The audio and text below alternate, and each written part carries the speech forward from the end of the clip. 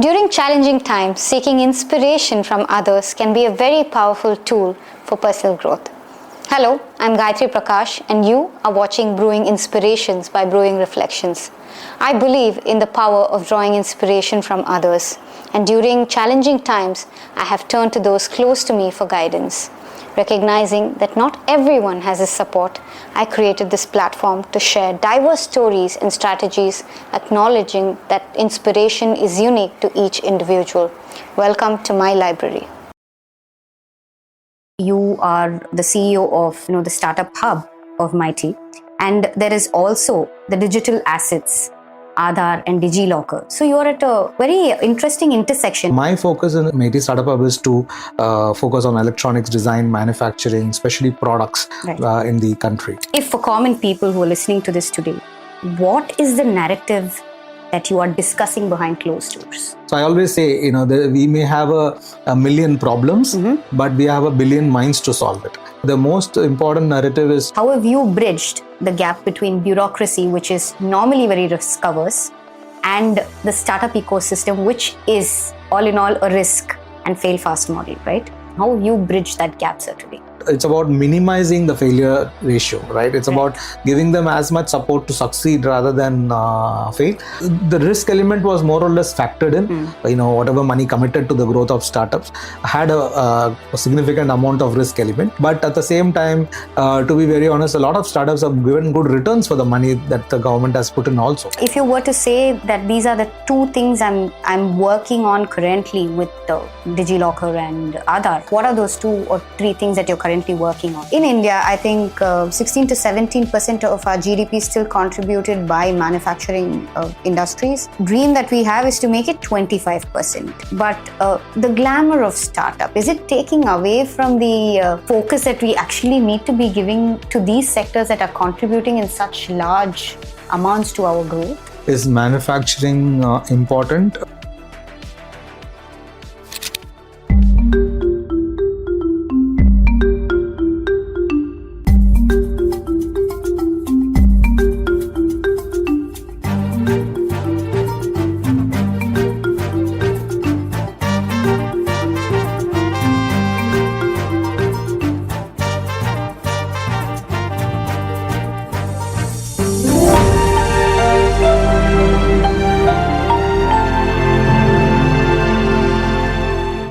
Thank you so much, Mr. Paneerselvam, for being here on the show today. I think we should start with how you've agreed to come on the show, because a representative of the government sitting here and speaking with us about startups, about the digital platforms that have been created by the government for us. It's something big for us because there's so much for us to learn from you and so much for us to be aware of. So with that, I would like to start your personal journey, sir. I see that when I read about you, what I saw is that you have transitioned, face by face, from serving consumers directly to serving citizens. Can you speak about that transition? First of all, thank you very much for having me on the show. I think you've done a wonderful job. I've seen your past episodes, some very insightful conversations. So it's just an obvious choice for me to be here. Thank you. Thank you for having me. Yes, I mean, I've been very fortunate that way, that every 5-7 years or every 7 years that I have been able to transition into a new career or a new pathway. It has happened very naturally, and yes, it has its own challenges, but for me, I am a kind of a person who can't do something for eternity. The same thing, rather, right? I have to have new challenges, new way of doing things. So I kind of look at what next. After 5-7 years, it starts becoming a little monotonous.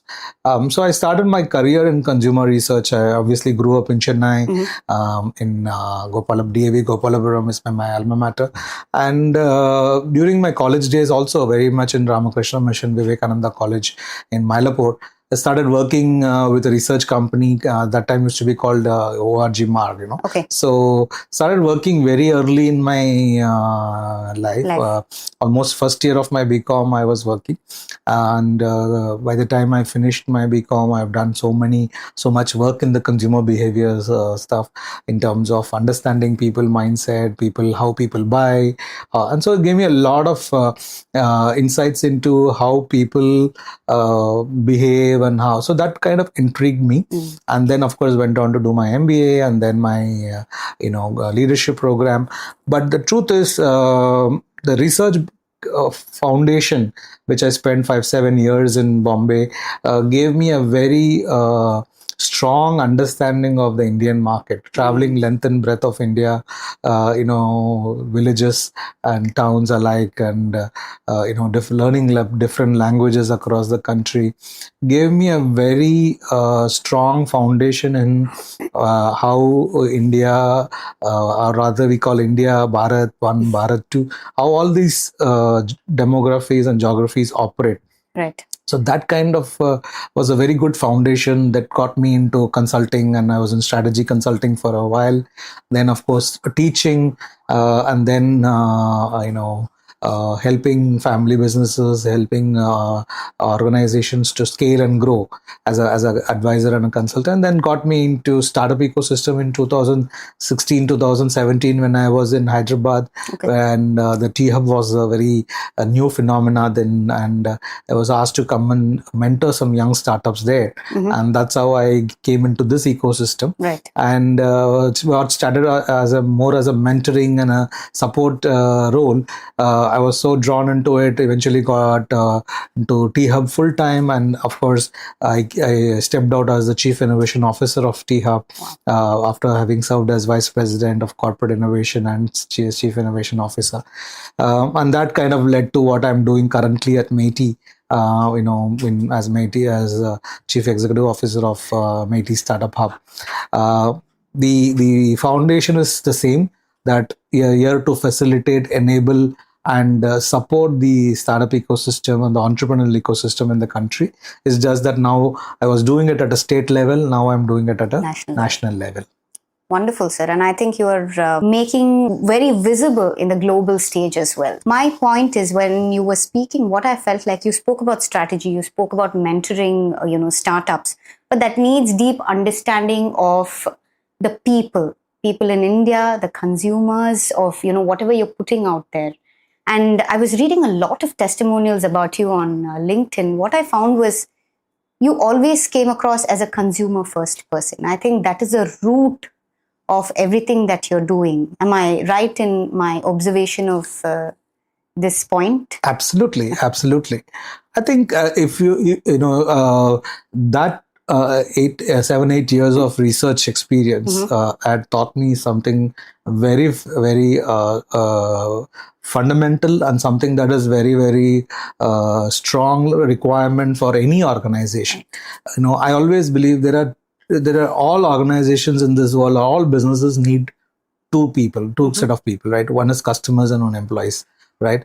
Tell me an organization who doesn't need those two people. Absolutely. There's nothing. There isn't anybody, doesn't right? Exist. So so if you were to put your stakeholders first, and customer is one of the most key stakeholders, and you have to start with an outside in perspective.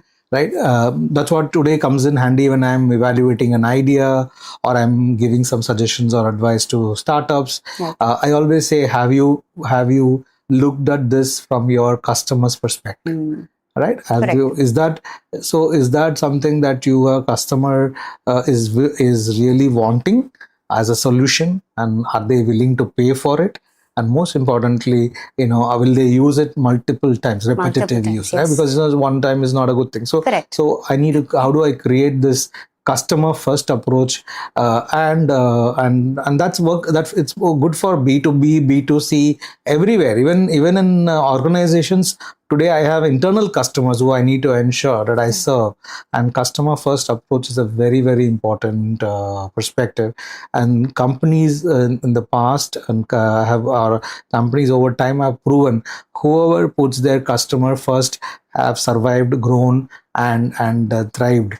Rather, and if you deviate from that philosophy, then at some point in time, reality catches up with you. Absolutely, sir. Absolutely. And I feel like today we are in a space and time where we have to think about customers and citizens. Every business. True. Every business. Can you elaborate your thought on that particular idea? Because I feel like many a times we are only thinking in a limited capacity, that these are my customers and this is what I need to do. But are we thinking about it in a larger perspective of how we are affecting the country, how we are affecting the citizens? Because you're at the forefront of this, I really want to know your thoughts on this. So I was reading something very interesting. In one of the countries, for example, say China, right? After working for 15, 16 hours a day or 17 hours, people go back still positive, energetic, and apparently very satisfied. Oh. And then there is another set of countries, say in West, you work for 6, 7 hours or 8 hours, are still tired, and right. So here, it's like when I work and contribute, I'm working for my nation's growth. I'm working for my countries where superiority in the global scenario. Right. I'm working to contribute to my nation as a whole. So that gives you a very strong purpose to drive things. And here you are working for a paycheck to pay your bills. Correct. Right. So there's a larger purpose that every one of us have a role to play in contributing to the nation building activity is something that we need to understand, and that we need to say, hey, it's maybe a small or a big role, but definitely I have a role to play, right? And that's something which we need to be very, very mindful of. Every role that we do has a direct or an indirect impact on how we contribute to the nation building activity, and that is something which we need to now start kind of educating our children with, our youngsters with, that it comes with a sense of responsibility that we need to contribute for the overall and for businesses it is very simple. You focus on your business, you generate employment, you generate value in the economic value, and more importantly, with good governance and with good compliances, you are contributing both not just in terms of indirect but also direct contribution to nation's growth. So it is a responsibility of every, both what I call the normal citizen and the corporate citizen. Wonderful, sir. Thank you so much for that beautiful answer. I want to ask you, we see that you are at an intersection there where you are the CEO of the Startup Hub of MeitY, and there is also the digital assets, Aadhaar and DigiLocker. So you are at a very interesting intersection. I want to know how this works for you and what exactly your role is in these spaces. Okay, so my primary role is the Chief Executive Officer of MeitY Startup Hub, where I have the responsibility to focus on nurturing deep tech and tech startups in the country. Right. With very specific focus on electronics design and manufacturing is our primary area. Okay. Well, there are other ministries, other organizations in the government doing a lot of other work very good work in the startup ecosystem. So my focus in MeitY Startup Hub is to focus on electronics design, manufacturing, especially products in the country. And how do we do that? We kind of provide with 3 or 4 support parameters. One is first and foremost is mentoring, because we support almost 6,000 plus startups across the country in various through various programs, and giving them right kind of support system, be it technical mentorship or business mentorship through our, of course, incubators and accelerators in the country is what our first area of support system is. Second, we focus on providing them market access. Right. End of the day, as we mentioned earlier, well, customer focus is very important. Customer is also your best investor, right? customer money comes at a very cheap price. Yes. Once you get your customer money, you're far more confident in building your organization much stronger. Yes. And it's also something that it also comes in very it gives you a lot of confidence to build your organization. So customer is your best investor. So we help them to help startups to find their first or second customers and create these market access programs. Third and one of the important aspects is to also provide them money/funding support. Yes. Right? Every startup at different stages needs a certain amount of funding support. We don't have large ticket size, but it is a token of our participation and validation in the startup's effort towards ensuring that they have a certain amount of validation from the MeitY side, so that they are able to raise more money and build more reputational value in the market. Absolutely. So this is in a nutshell what we do.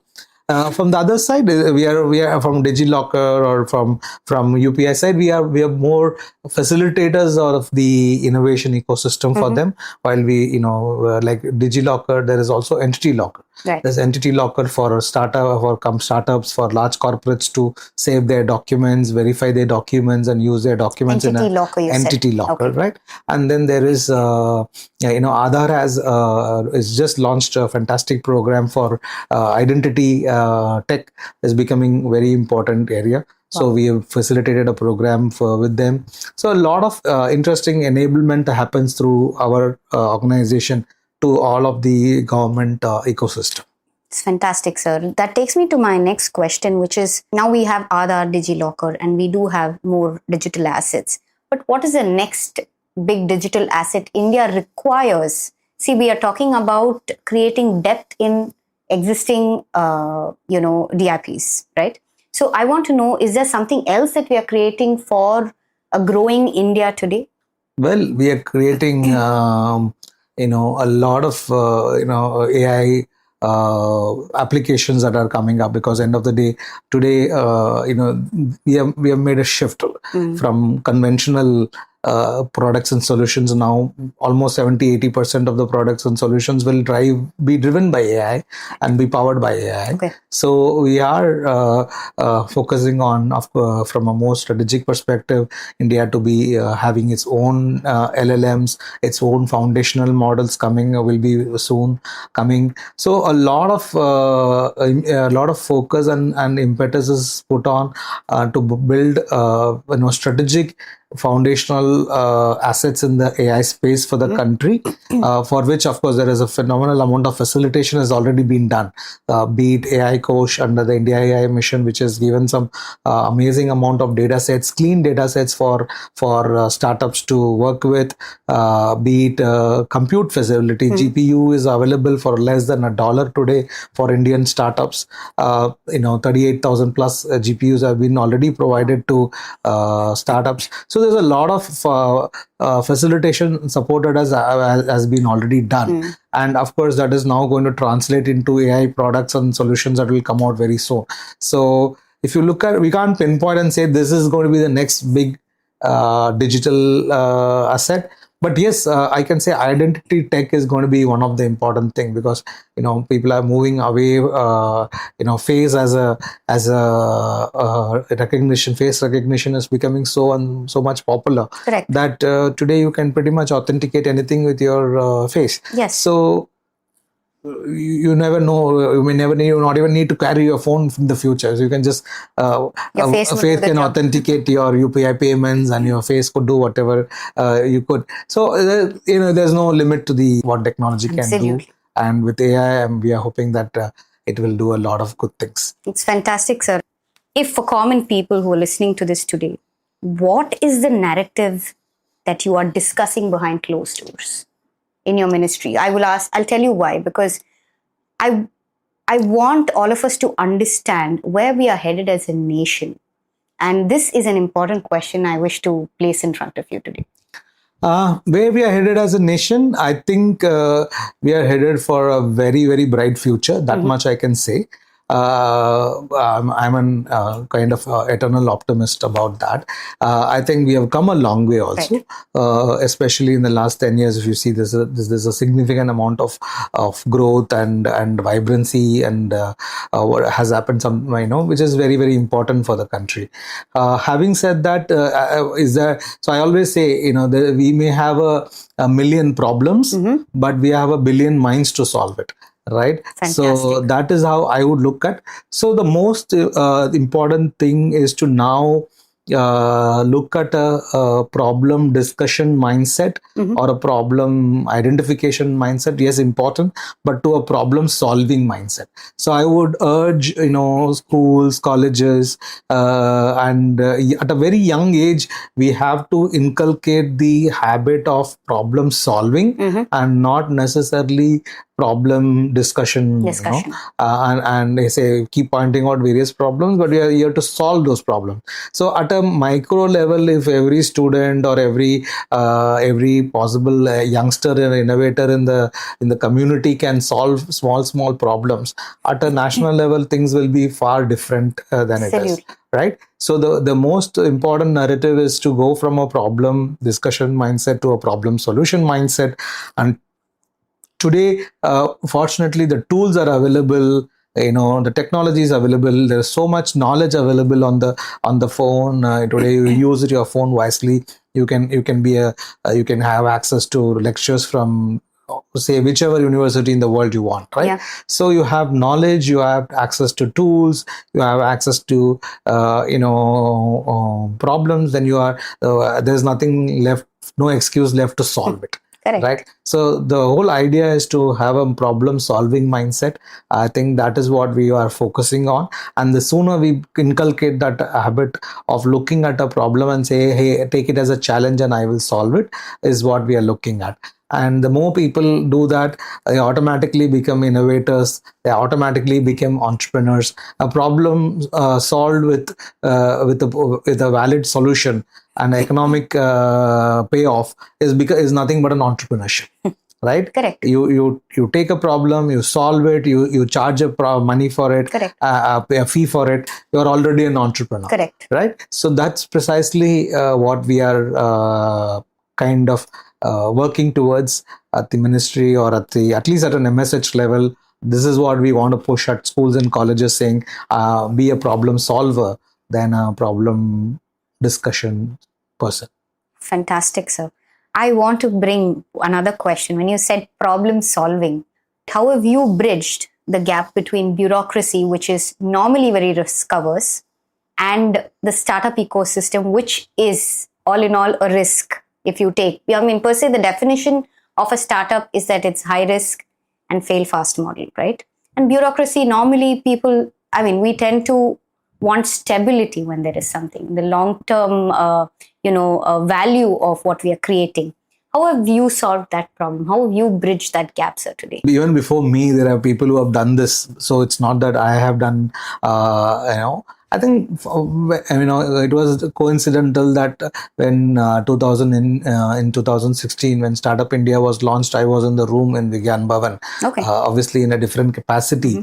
Little did I know that I will eventually become part of this ecosystem. And last month on January 16th, we celebrated 10 years of Startup India. I was there, and it was it was not any one individual's effort, or it was an ecosystem and the need at the topmost level that understood that startups needs to be supported, and startups come with their own pros and cons, right? They have their success rate, and a lot of global understanding was incorporated in policy making. So there was a lot of hard work done by my seniors in the ecosystem also, and that has made things better for all of us. And most importantly, it's about minimizing the failure ratio, right? It's about giving them as much support to succeed rather than fail. And the learning is also, I think, in the last 10 years, the overall ecosystem around startup also has significantly changed. Right? People I always say when kids I have met them in engineering colleges in the second year, third year, they want to start a business. But when they come to the fourth year, their parents will put pressure on them and say, sit for placements and stuff. So now that has to some extent changed, right? It is not fully changed, but it's changed to a great extent. And if kids are doing something interesting, parents are willing to give 1 or 2 years extra and say, chalo, you try it out. We are here to support for 1 more year. And then there are so many grants that are available, and there are so much support system that is available for the thing. So that way, there's a significant amount of change that has happened at a ecosystem level. Policy also has been extremely conducive. And more importantly, it's also about that we wanted to build this width in the ecosystem, because from 500 plus startups to 2 lakhs plus startups, we want to build the width. So it requires a certain amount of mindset. There is the risk element was more or less factored in. People, we knew the money was, whatever money committed to the growth of startups or funding for startups had a significant amount of risk element. Not to say that it is not risk free, but at the same time, to be very honest, a lot of startups have given good returns for the money that the government has put in also. Right. So we are all sitting on a portfolio of 200, 300 companies which have done very well. As of course, maybe another 200, 300 have done very okay or not so great, but definitely it kind of balances out. So in terms of the risk, I think we have worked together as a ecosystem to kind of move forward rather than any one individual set perspective. Absolutely. And I feel like, see, when you said that, we've moved from 500 to 2 lakh plus startups. Today, I think January, the count was 2 lakh 14,000 startups. And the number of unicorns have moved from 5 to 124. Have you worked with unicorns before, sir? And can you tell us how to become a unicorn? If a startup owner is watching it today, how does one become a unicorn? Very good question. I've worked with unicorn, not really. I've interacted with a lot of unicorn founders. I have been fortunate to engage with a lot of them and get insights into, we are part of various conversations, committees and all of that. So yes, definitely I have, unicorn. I don't think anybody starts out by saying I'll become a unicorn. What I have found, one thing common among a lot of unicorn founders is the obsession to fulfill the market and the customer needs. Right? I think the only way you can become a unicorn is to pursue your customers' business relentlessly and grow through building a very strong customer base and build a scaling with that. Because end of the day, you may be a phenomenal idea, you may be a great storyteller or marketer, whatever, but the truth is, if your customers don't see value in your product or service, it is not going to take off. Right? So it's very, very important for the customer focus and solve a real problem. I always say fundamentally 3 things. First, are you solving a real problem? Second, is there someone who is willing to pay for the solution? Third, is the solution scalable? Right? And in a market like India, why all of these international companies and foreign countries wants to patch up with India and do trade with India is because the sheer market size. The consumption is going to be phenomenal. Correct. And here, as I always say, you don't have to be a 20%, 30% company. You can be a 2% company in a category and still be a few hundred crores. Yes. Right? So the market size and volume is large. You need to know what you are really offering as a differentiated product and a value.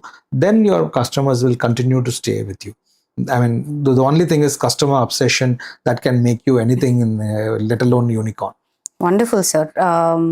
You spoke a little bit about creating that ecosystem for growth and stability, right? Are we looking at incubators as equalizers today? See, for instance, you have IIT, which has wonderful incubating, program, and they have an incubator cell.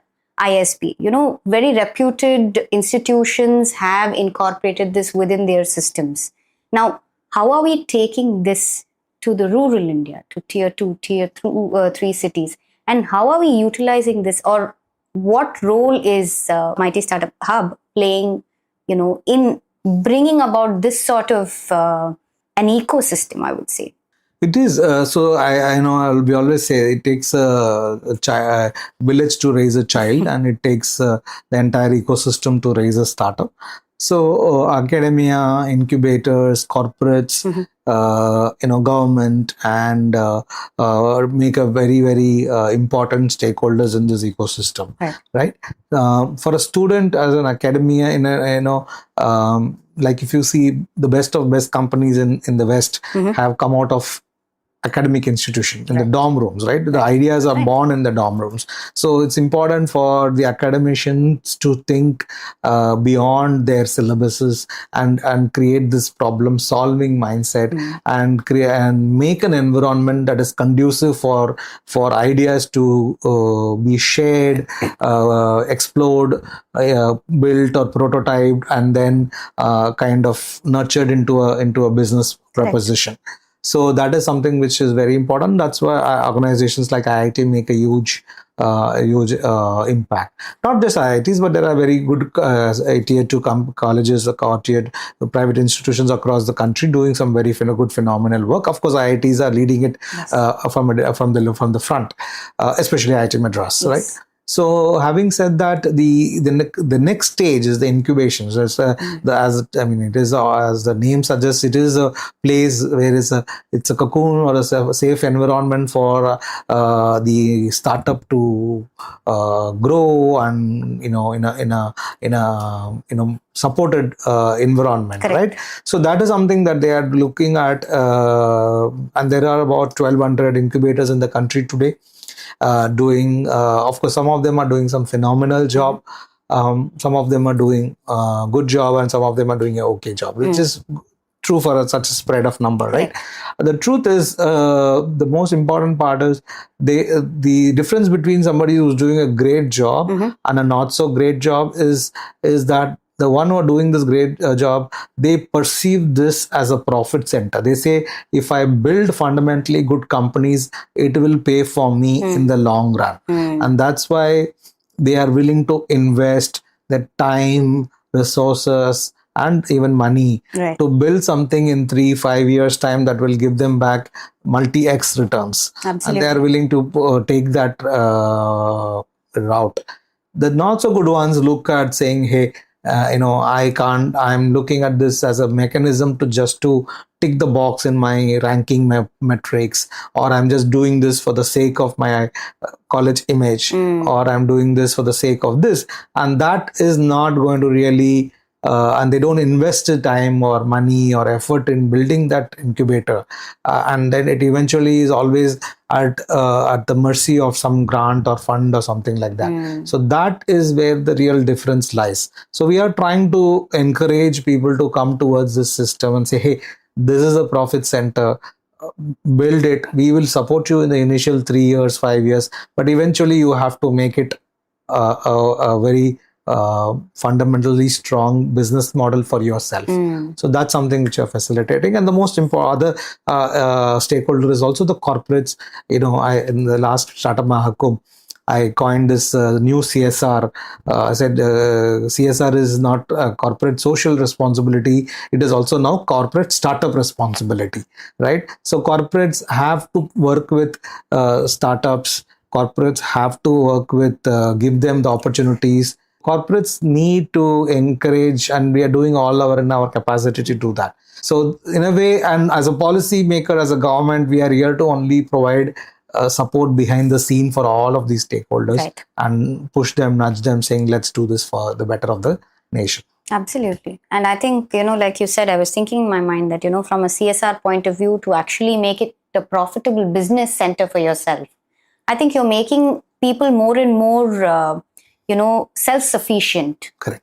And self-sufficiency is something I would like to touch upon a little later in our conversation. But what I wanted to understand is,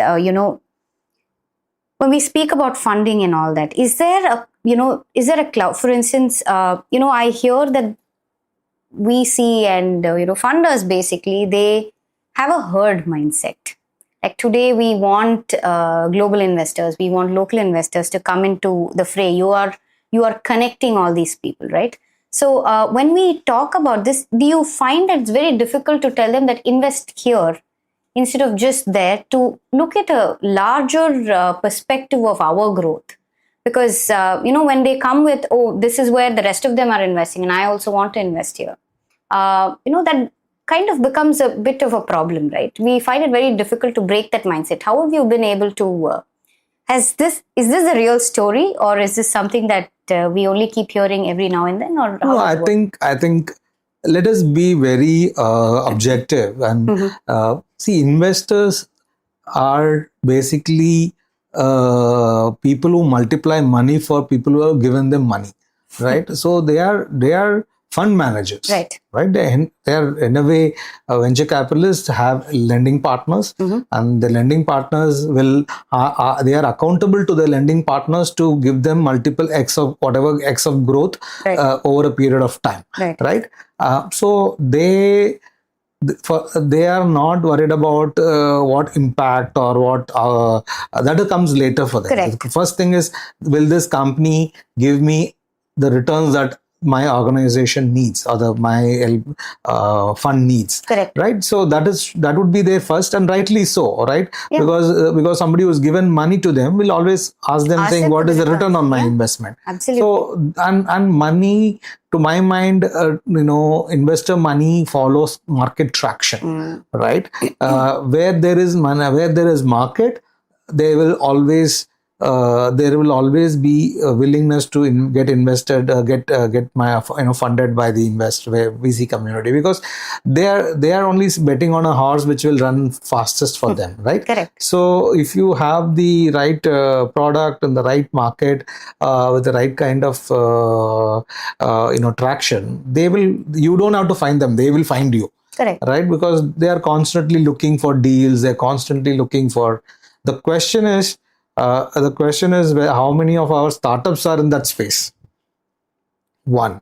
Second is, the other way to look at it is, how much of this VCs or Indian venture capitalist ecosystem is high on risk appetite. So the difference between an US market or an Indian market is, the US market VC community's risk appetite is much, much higher. So the risk capital that is available is much, much higher. That is not the case in India. When you say herd mentality, it's more like, it's not about herd mentality, it's about safer choices. Correct. Right? It's about saying, this train is going at a certain speed, I will also get onto that train, make that returns and get off the train at a point. That is not the case in a US kind of a market. There they will start the train and willing to push the train and go and see how the train kind of goes far, how far, right? That risk appetite is what missing in the Indian market. That is something the VCs need to look start looking at a different lenses. But having said that, it's also about proven cases, right? It's also about the quality of the entrepreneur, the quality of the idea and the technology. That also has to rise multiple folds. If you have something very incremental, you will only get incremental valuation. Correct. Somebody is doing X, I'll do X plus this. That is what you will get. Correct. If you only do X and you have to go into a 2Y mode, that is where and that credibility has to be built in the market by entrepreneurs themselves. Absolutely. And you spoke about a very interesting point, finding the right market, as you were talking about this. Can you tell me, sir, now, are we going to look at our growth? Because of all the global mayhem that has been recently created, are we starting to look at ourselves as self-reliant when it comes to consumption? Are we building for self-consumption, or are we today building for global consumption? I know it is a mix. It's never this side or that. But where are we orienting towards? More towards what? I think more than self-consumption, I think we are building for self-reliance. Reliance. Right? Especially in the strategic sectors, we are working towards more self-reliance. Definitely, we have to, or we are building from India to the globe. There is no way we can create economic value just by serving the domestic market. Correct. We have to export to the rest of the world and earn that most important foreign exchange that we need, because we also import a lot of stuff. Correct. Right? So that balance of trade is extremely critical. Having said that, yes, there is a huge opportunity in the domestic market, which is sometimes making the startups far and more complacent, that it's okay to just build for India. And if I can market, even if I'm in 1-2 states, I'm certain size, that is great. But yes, eventually now a lot of Indian companies are need to build for global quality, and that's not easy because global standards are very far more higher. Global standards need a relentless effort in research and in innovation. And like I was saying to somebody the other day, even our first LLM has to be competing with OpenAI or a Copilot or something already at that standard, right? So the benchmarks and references are already set. So you got to be better than them, right? So that is what we are working towards. So definitely self-reliance is the first goal, followed by serving to the larger markets in the especially in the global south. Global south, whatever works in India works very much in the global south markets, be it Africa, be it South America, be it there's a huge potential. The startups are always looking at US as the primary market, but the truth is there's so much more to explore in the global south as well. So yes, I mean, all these are, we can't do one thing, we have to do multiple things and see what works the best for us. Absolutely, sir. And I think like we discussed earlier, you're at the intersection of where there is all the DIP that you're working with Aadhaar and DigiLocker, and you're also with MeitY. So my question next to you is, sir, how as an economy we can continue being data owners, because data is something that we are collecting, data is something that we are processing through all of these systems, right? How can we continue being data owners and just not become data points? Because we need to rapidly grow as well, and we need those data points that we are collecting. Where is the security for citizens today? Wow. Okay. So very interesting. I'm sure you would have heard of the DPDP Act, which is the Digital Data Protection, Personal Data Protection Act. So it is one of the most comprehensive DPDP in terms of the data protection mechanism. So much so stringent that people are now feeling saying, how are we really going to manage this? So it's not easy. Correct. Having said that, it is important for being extremely stringent in terms of data protection. But the truth is, you need, there is the data in 3 buckets. There's personal data, and then there is transactional data, and then there is generic data, right? Correct. So the generic data and the transactional data is available anonymized just to give for all sorts of analysis, predictive modeling and all of that. The personal data is very well protected as of now.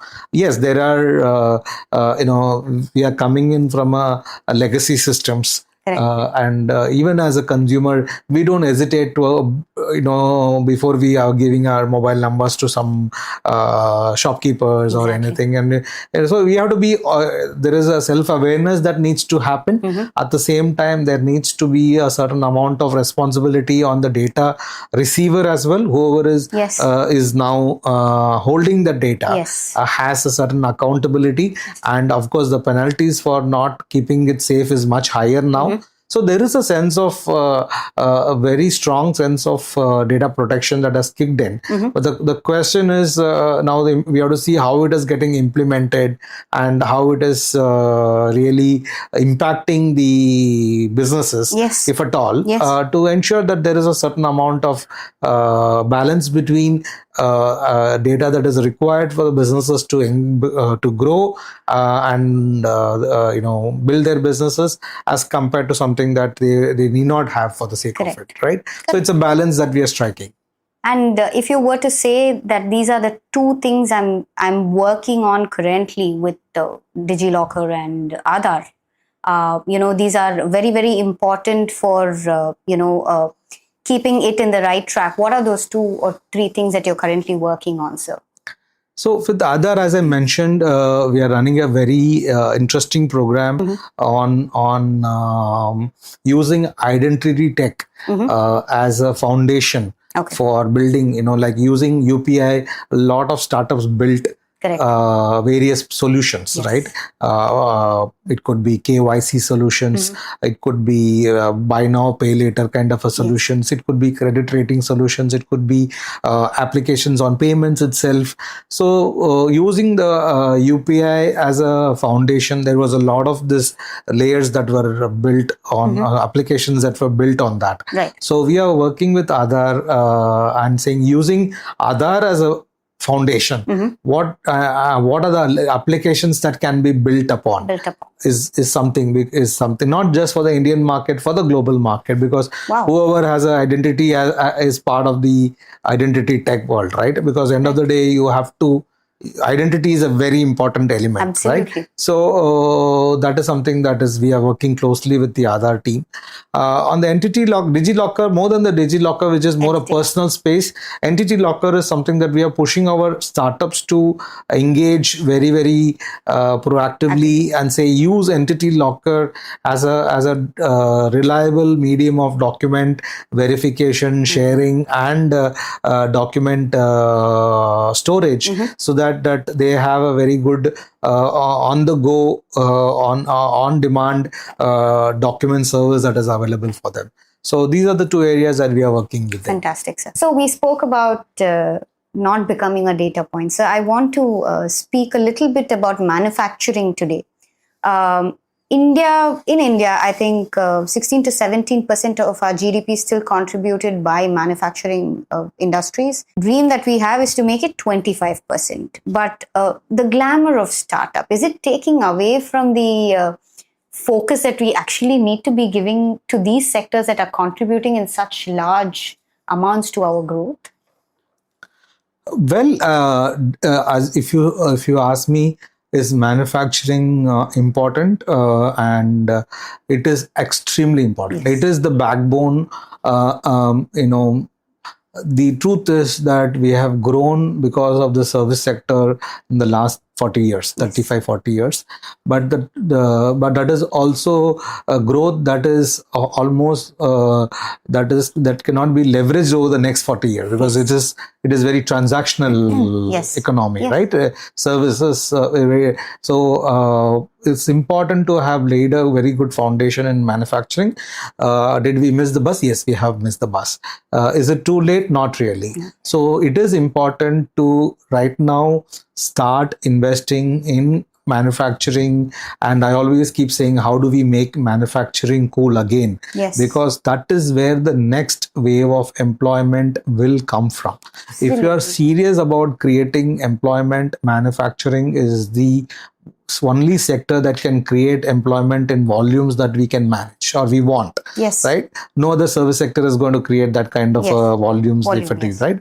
Will it take time? Yes, it will take time. It doesn't, factories don't come up overnight. It takes time.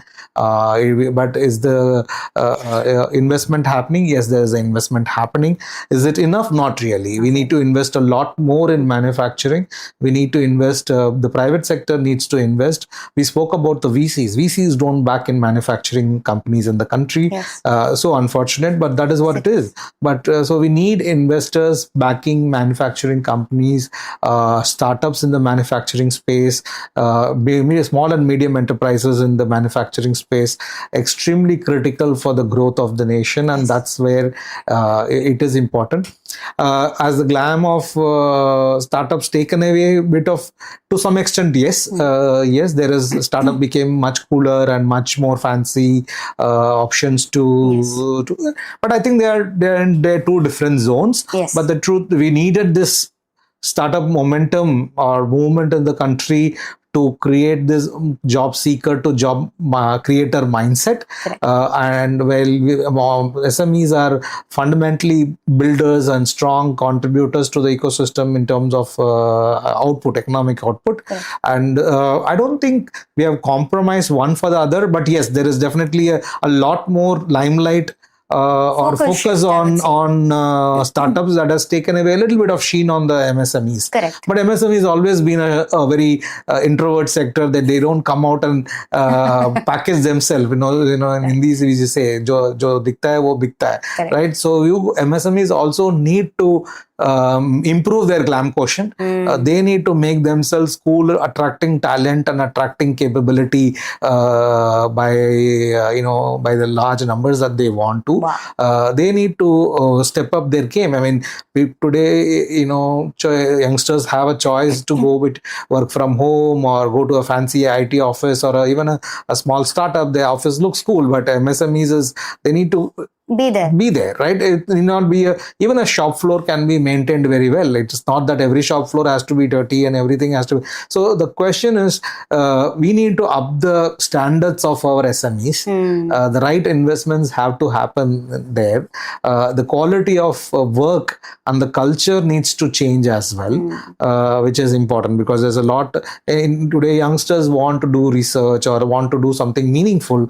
That also needs to be encouraged by the SMEs. So it's a balance of both, that SMEs needs to also up the game in terms of their thing, and SMEs are largely family businesses in the country, and letting professional come into the system and take the lead and build a more professional organization is also a challenge, because control is something people want, and so that is something which is very, very critical. So there needs to be a mindset from the SME side to become far more professional and far more organized, and also raise the standards of their culture and employability and even just the workplace, so that they attract the right kind of talent. But yeah, truly, the last 10 years has been a decade of startups, and maybe a notch that they have got more limelight than the SMEs, but it is changing. And this year's budget clearly indicates the government's focus on SMEs and manufacturing, without a doubt that there's a lot more emphasis on SMEs this year. Right. It's wonderful, sir. I think I didn't expect this answer, to be honest, because when you said that improve your glam quotient, it's like a knock on the head. You're right. A lot of SMEs actually are family-owned businesses, and I'm glad to also tell you that many of them are taking mentorship now. And I think they have started understanding that this is important for us to sustain and grow. Yeah. So, which is phenomenal. Thank you for those thoughts. Sir, I want to ask you one last question about the startup ecosystem here. Networking is a huge part of the startup ecosystem, and that's a big portion of what you do as well, connecting people, connecting the different dots. How have you been able to penetrate into the markets? For instance, something is getting made in Bangalore and you want to sell it in Ludhiana. How has this also happened at your work? Can you talk a little bit about that if you can? So I understand there are two types of networking in this. One is a networking for connects, right? There's a business connect, or a partnership connect, or a talent connect. So there's a networking for the connect. To my mind, networking is overrated, right? If you look at 100 unicorns, you will never find them in networking events. The guys who are building their businesses are putting their head down and focusing on building their businesses, right? Yes, when they become unicorn, you can see them on the stage. That's a different thing, right? The truth is, you have to network, but meaningfully network and connect.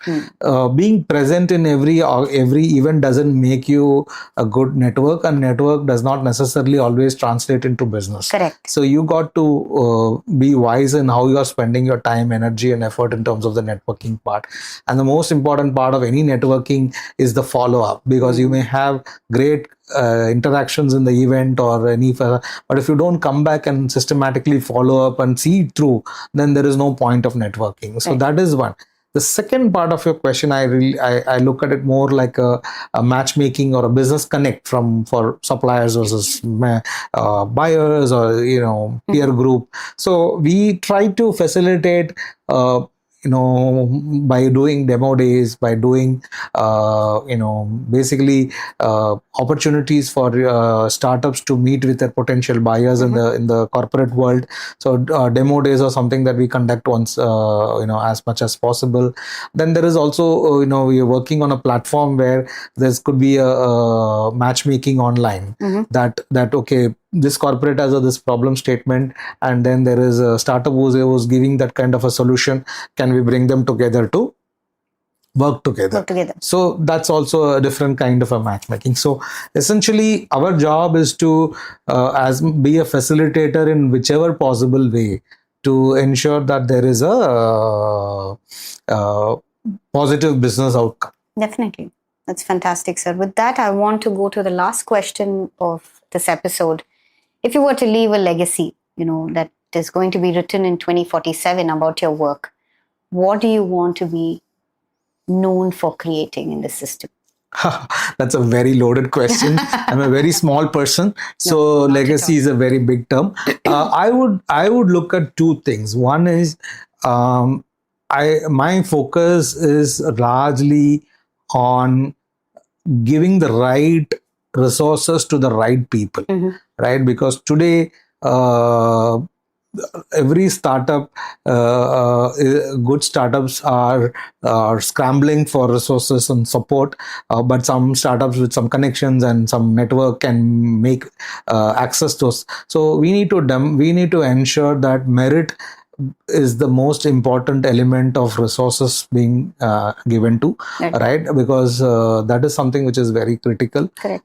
Second is I would always want to look at somebody who contributed to the manufacturing ecosystem, especially in the electronics design and manufacturing, because that is where the real and also in the strategic electronics, because today we have a significant amount of our strategic electronics is also imported. So we need to do the import substitution. Right. So somebody who contributed a small role in the electronics design and manufacturing space, or generally in the manufacturing space, is what I would like to be working towards. So that's what my aim is. It's fantastic, sir. Thank you so much with that, your thoughts on this podcast.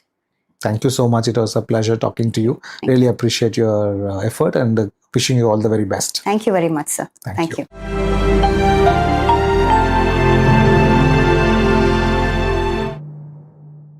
Thank you for joining me on Brewing Reflections. I hope today's episode brought you closer to seeing yourself and the world around you with a little more clarity, love, and empathy. If something spoke to you today, don't keep it to yourself. Share it with someone who might need that same insight. And remember, the journey of self-acceptance and mindful thinking continues. Let's keep the conversation going. Find me on Instagram, Facebook, Threads, or YouTube, and let me know what's on your mind. Until next time, stay kind to yourself and keep growing.